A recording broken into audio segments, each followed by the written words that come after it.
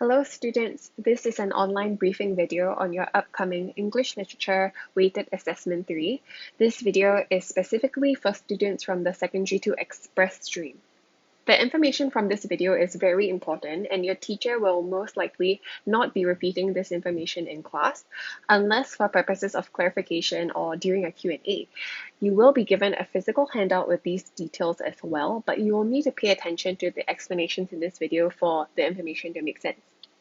So if you're not yet prepared, I would suggest that you pause this video and get ready either a pen and paper or a digital device for you to take down some important information.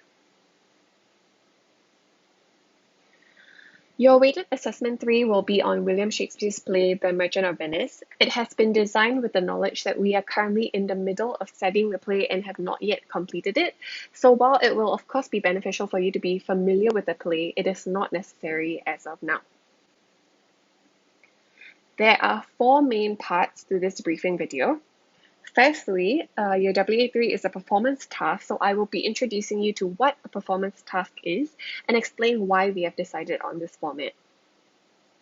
Next, I will go into specific details about what you're expected to do for your WA3 and ultimately what you should submit by the deadline. I will show you part of the rubrics for this assignment as well as some samples of the end product for you to better understand what is expected of you. And lastly, because you will need to be quite on task to complete everything well and on time, I will show you a suggested timeline for you to understand what progress you should likely be making each week.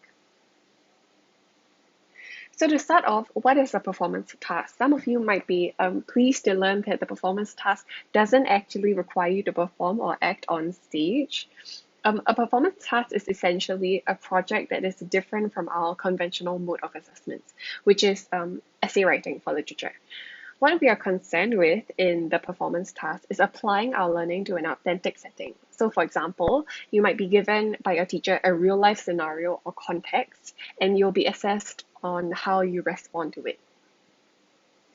A performance task usually requires you to produce an end product, and through this end product, you will have to demonstrate to your teacher your understanding of the subject or the topic. Through this performance task, you should demonstrate an aptitude in two main things. Firstly, you need to show an appreciation for the characters in the play, The Merchant of Venice. By now, you would have already been introduced to most, if not all, of these characters. And some of the things you might want to consider for this include the characters' motivations in the play or the various character relationships, and more importantly, the significance of these relationships to the meaning of the play more broadly. And secondly, you need to be able to interpret and show an understanding of the main themes of the play, which refers to the ideas that are recurrent throughout the plot. Even more impressive would be your ability to make connections between The Merchant of Venice with other texts and even to real life experiences and events. So I'll elaborate on this later on. Right, so now let's go into more specifics about your WA3 itself and understand what you are expected to do and submit to your teachers by the deadline. You will want to take note at this point that your submission will be done entirely via Google Classroom, and the deadline is term 3, week 6, 5th August, which is a Thursday at 4 p.m. Work submitted after this time will be considered as late. Your WA3 will also be entirely group work, and all group sizes will be 3 to 4 students, no more and no less. Please do not negotiate with your literature teacher regarding group sizes. If you have not already received a link, your literature teacher will soon send you a link to a Google document to input the names of your group members. You will want to decide quite promptly who you want to work with so that you can begin your project as soon as possible. There are two main deliverables for your WA3, meaning two things each group will have to submit. Firstly, a written proposal, and secondly, a self-made poster. So what is the scenario or context that you are crafting these two deliverables in response to? This is the context. To commemorate your school's art fest or art festival, your principal has asked the drama club to stage a performance of their choice. After reading several scripts, you and your club members would like to put up William Shakespeare's The Merchant of Venice. And in this context, you are the president of the drama club and you would need to write a report proposing why The Merchant of Venice is a good play to be staged. On top of that, to support your written proposal, you and your club members will be designing a poster that you believe conveys the main theme or themes of the play. For more information on some of the themes in the play, you will want to refer to pages 304 to 314 of your Penzing edition of The Merchant of Venice. Your proposal should be a total of 500 to 600 words in length, and you will notice here that we have specified that the poster should be a character poster. This means that your poster should feature one or more of the characters from The Merchant of Venice. The breakdown of marks is as follows. Your proposal will be worth 15 marks and your character poster will be worth 10 marks. This adds up to 25 marks in total. Let's go into a bit more detail on each of the deliverables. In your proposal, you must include the following points which your club members have brought up to you. Why you think watching the play will appeal to or benefit your schoolmates. So previously I mentioned that it would be good if you could make text-to-text or text-to-world connections, and I want to explain that in a bit more detail. A text-to-text connection refers to trying to establish links between a text you are currently studying, so The Merchant of Venice, and other texts that you have encountered that have similar themes. So other texts that you have studied or encountered outside of class that have similar themes or ideas to The Merchant of Venice and that you find are important to the world that we live in now, or even to the Singaporean society more generally.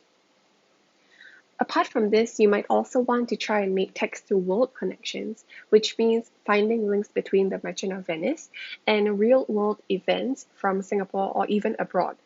You might consider, for example, the parallels between instances of prejudice and discrimination in the play and local racist incidents that we have been hearing news about more recently.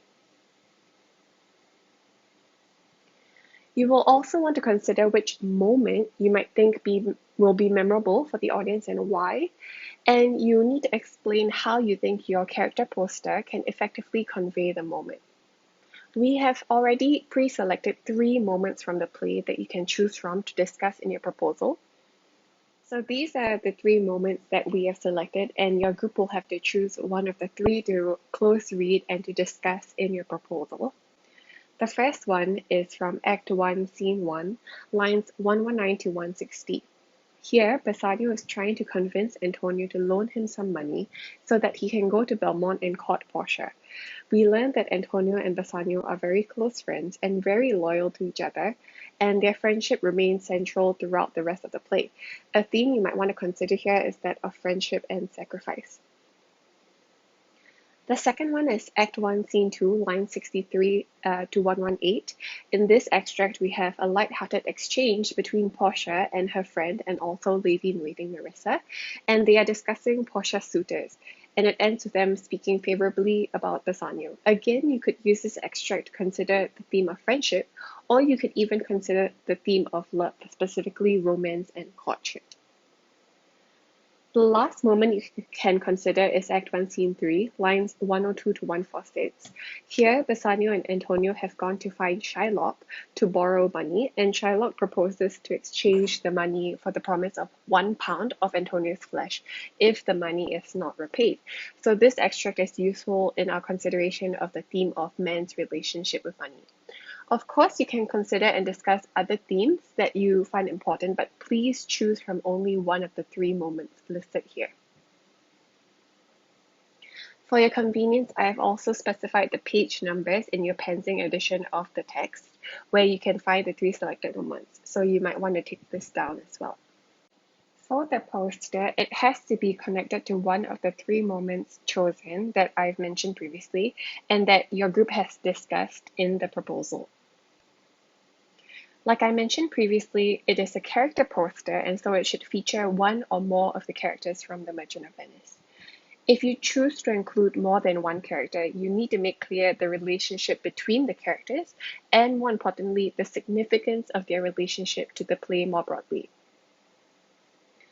You can construct the poster using any medium. So for example, you can take a photo of a freeze frame, you can sketch the images, you can even create a digital image using collage. But more importantly is that you need to adhere to SMM and all school rules, even as you are doing your group work. Please remember that it is a conventional play poster, so you need to include the title of the play and the name of the playwright. So building on to what I mentioned just now, at this point I should explicitly say that students are expected to abide by all school rules and codes of conduct. Even though your WA3 is in the form of group work, all national and school-based SMM rules apply. On top of that, both your proposal and your poster should be tastefully done. If you need advice on what is acceptable, please always just take the initiative to ask your teachers. So how will you be assessed for both of these deliverables, the proposal and the poster? You will see a full version of the rubrics in the handout that your teacher will be passing to you, but I'm just showing you the top band for both deliverables. You might find the terms used under the proposal report column on the left-hand side quite familiar because they're similar to the rubrics we use to assess your essays. What you might need a bit more clarification about is the rubrics for the poster design on the right. You should note that we will not be assessing you for the aesthetic appeal of your work. After all, this is not an art project or an art assessment, but your poster must have visual clarity and be able to communicate the text's main concerns well. So I will now show you some examples of an effective character poster for other Shakespearean plays, and this will hopefully give you some inspiration for what you can create with your group mates. This is the character poster for the Shakespearean play Hamlet. You will notice that the design for this poster is actually quite simple, and yet I find it very intelligent how the designer uses colors to communicate relationships and meaning. Hamlet is on the right, facing his deceased father on the left, and the dark and white outlines are used to differentiate life and death, so Hamlet is obviously the one who is alive. There's also attention drawn to the skull that Hamlet holds in the iconic skull scene in Act 5, Scene 1.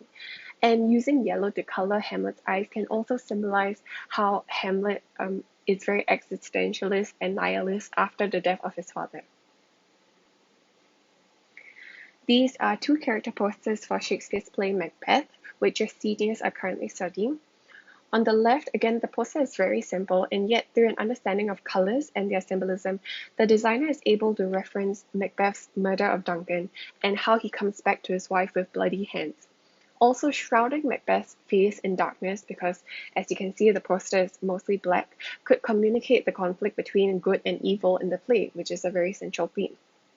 On the right-hand side, what I appreciate in this poster is the physical placement of Lady Macbeth. You see the lady there, within the figure of Macbeth's mind. So this could represent how in the play Macbeth is deeply manipulated by his wife. There is an understanding of the character relationship and their dynamics. A play that you might be more familiar with is Shakespeare's Romeo and Juliet. Juliet says in Act 2, Scene 2, "A rose by any other name would smell as sweet," when she's contemplating the feud between her family and Romeo's family. And as you can see, the rose is being referenced in both of these posters. However, it's used differently. On the left-hand side, the designer uses the rose and a similar colored string or twine to show the fates of the couple being intertwined. You see their hands are being tied together with this red string. While the rose on the right-hand side and the distinct blue and red colors are used to represent the feud between Romeo and Juliet's rival families. And so it's used to show distinction in this case. Again, they show an understanding of the relationship between these two characters, but in very different ways. Character posters are also used for movies, and in these three posters, what the designers are concerned with is capturing the different or multiple facets of one single character. So for example, taking the poster on the extreme right, it's from the most recent Joker movie. So in black and white on the front, we see the character of Arthur Fleck, and the dull black and white gray colors he's captured in could perhaps represent his downtrodden state as he grapples with mental illness and his impoverished life. But underneath that, you can see they use the effect of the poster ripping off. Underneath Arthur Fleck, we can see the persona peeping through is the iconic smile of his alter ego, the titular Joker, in much brighter colors. So we get a hint of how Joker's character is often delinquent and very elusive. Even more familiar to you might be these character posters of Harry Potter and Superman, which capture the character's distinctive skills or characteristics. So on the left, the poster manages to capture also the conflict between Harry Potter and Voldemort through facial expressions and very dark colors. On the right-hand side, if you look at the bottom and you see how the crowd is kind of pointing out at Superman, taking pictures of him. Through gestures and movements, we get a sense of the general public's admiration for and amazement at the superhero. So that's basically all I have for you. If you need clarification, again, you can just reference this video as much as you want. You will also get a physical handout in class, and your teacher will be spending a bit of time clarifying any questions that you might have. But until then, if you have any pressing concerns, you can email your literature teacher, either Mrs. Audrey Fernandez or myself, Ms. Zander, and we will get back to you as soon as possible. Otherwise, if everything is fine, we wish you all the best and good luck on